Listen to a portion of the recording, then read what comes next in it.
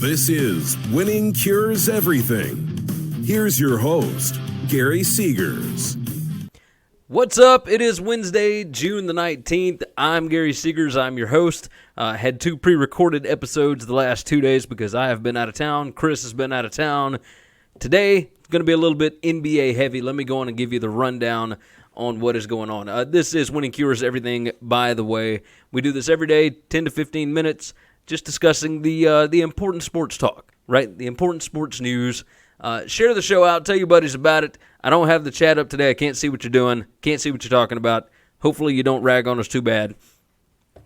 NBA heavy today. Here are the topics.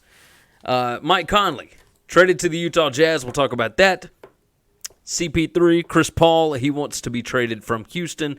And over the weekend, since I have not gotten a chance to talk about it, Anthony Davis to the Lakers. We'll talk about that, what that means.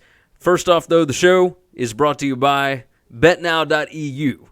Go check it out for yourself. Great online sportsbook. They are fantastic.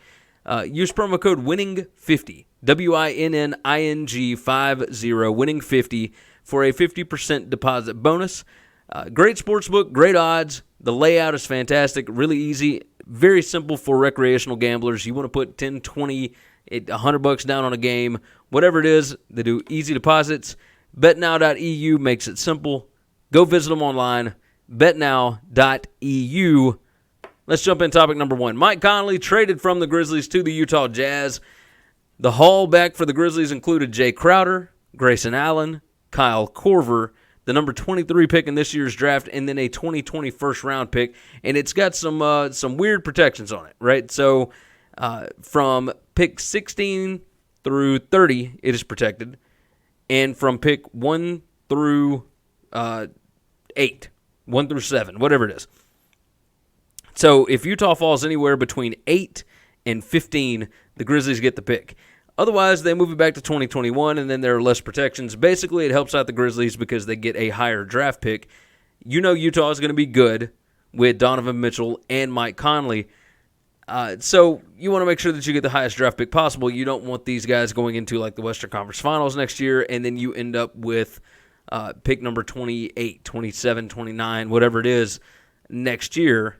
You would much rather have a higher draft pick. So the haul for the Grizzlies, Jae Crowder, a pretty good pickup. He's got some bulldog in him. I like that.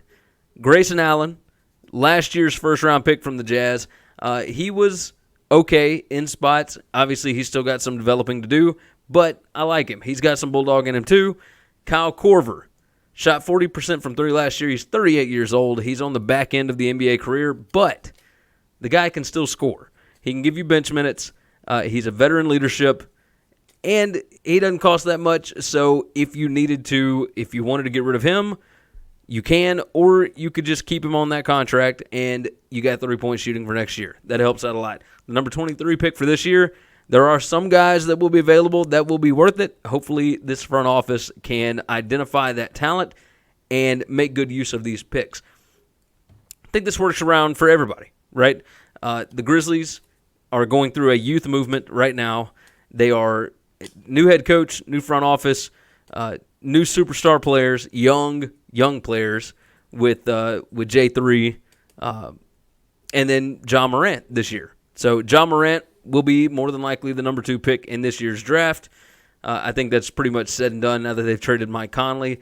You don't trade Conley unless you are drafting a point guard that is going to be the face of your franchise for the future. So I'm all about this. I think this is great. It works out well for Mike Conley. He's got a chance to go play on a really good team in the Western Conference, a team that has young talent but also has a great culture around it. I love this. I love this move for everybody. I think Mike Conley's going to be happy that he gets to go to a winner, and the Grizzlies will get to continue developing these players, and they bring in some good veteran leadership with Jae Crowder and Kyle Korver. They bring in another young, undeveloped talent with Grayson Allen, and you got 2 more first-round picks going forward. This works out well. Next topic, Chris Paul. He wants out of Houston. The report is that he and James Harden's relationship is so broken that he can't stand it anymore and he wants to be out. The only problem with that is his contract for next season pays him $38 million. I don't know that there's a team in the NBA that would take that contract for a 34-year-old point guard on the back end of his career. CP3 has had injury problems. He's all kind of different issues. Now, if you could find a way to get him to the Lakers, okay, that makes sense. The only problem is you've got so much money tied up in Anthony Davis and LeBron James. I don't know that you can put in CP3 without basically having an entire roster full of rookies. And I don't know that that works for anybody. So, obviously, that is the place that if you could sucker the Lakers into a bet, but I don't know that they would want to pay over the luxury tax for a player like Chris Paul. Maybe I'm wrong. Maybe we'll see something happen. I don't see it. I don't think they're going to trade Kuzma for that. I don't see how they make the money work.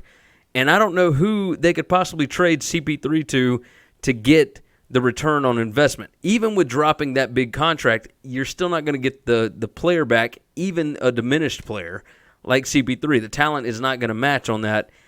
I have no idea how they make this work. If I'm Chris Paul, I just run it back with Houston and see if I can get a title, because that's what everybody's doing right now. It is a bum rush because Kevin Durant and Klay Thompson are out for basically all of next year. Klay Thompson may come back, March, April, sometime around there. Durant, I don't think comes back at all next year. But you got a window here where you could maybe make some noise and get rid of the Warriors, right? Get a championship right now before they all get healthy. Obviously, we don't know what's going to happen with Kevin Durant and Klay Thompson.